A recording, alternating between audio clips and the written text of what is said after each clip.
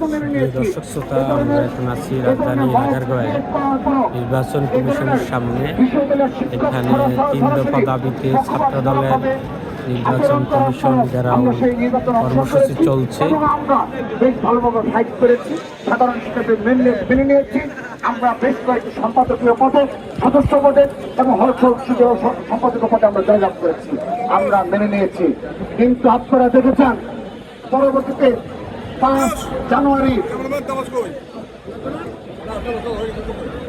5 December এই শাহজালাল বিজ্ঞান ও প্রযুক্তি বিশ্ববিদ্যালয় কেন্দ্রীয় ছাত্র সংসদ নির্বাচনে 5 ডিসেম্বর এই নির্বাচন কমিশন থেকে চিঠি দেওয়া হয় যে বাংলাদেশে আর কোথাও কোনো নির্বাচন অনুষ্ঠিত করতে পারবে না, জাতীয় সংসদ নির্বাচনের আগে আর কোথাও কোনো ছাত্র সংসদ নির্বাচন করতে পারবে না বলে চিঠি ইস্যু করা হয়।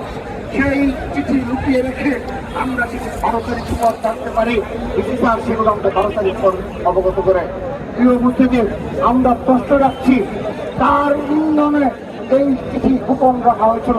আমরা তার দিকে প্রশ্ন রাখছি, আমরা সেটাও মেনে নিয়েছি।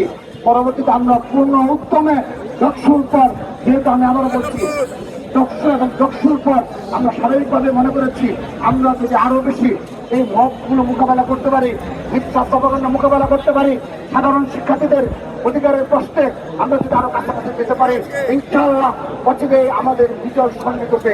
প্রতিটি ক্যাম্পাসে ছাত্র দলের বিজয় হবে ইনশাআল্লাহ, সবকিছু প্রপাগান্ডা মোকাবেলা করে। আমরা সেই উদ্যমে আমরা শাহজালাল বিজ্ঞান ও প্রযুক্তি বিশ্ববিদ্যালয় কেন্দ্রীয় ছাত্র সংসদ নির্বাচনে আমাদের সংগ্রামী সাধারণ সম্পাদক জনাব নাসির উদ্দিন নাসির বেশ কয়েকদিন এই ক্যাম্পাসে গিয়ে সিলেটে গিয়ে পুরো প্যানেলকে সাজিয়ে একটি ইনক্লুসিভ প্যানেল গঠন করতে সমর্থ হয়। আমরা সর্বোচ্চ শক্তি নিয়ে আমরা সেখানে আমরা মোকাবেলা করব, সেই প্রিপারেশন আমরা নিয়েছি। তার মধ্যে আবারও এই দক্ষুর মতো করে, সেই ডাকসুর মতো করে আবারও আরেকটি জিনিস করা হলো, যে আরেকটি মত ক্রিয়েট করা হলো কি নির্বাচন বন্ধ। আবারও বলা হলো ছাত্রদের নির্বাচন চায় না। অর্থাৎ প্রতিটিবার একটি নাটক অবতারণা করা হচ্ছে কিভাবে ছাত্র দলকে সাধারণ শিক্ষার্থীদের নিকট করা যায়। আমরা প্রশ্ন রাখছি এই নির্বাচন কমিশন, যারা কমিশনের দায়িত্বে যারা রয়েছে তাদের নিকট প্রশ্ন করছি, এখানে অবধি ছাত্র দলের আমরা সব বক্তৃতা রাখছেন ওই ছাত্র দলের যে সভাপতি আছে রাকিবুল ইসলাম রাকিব।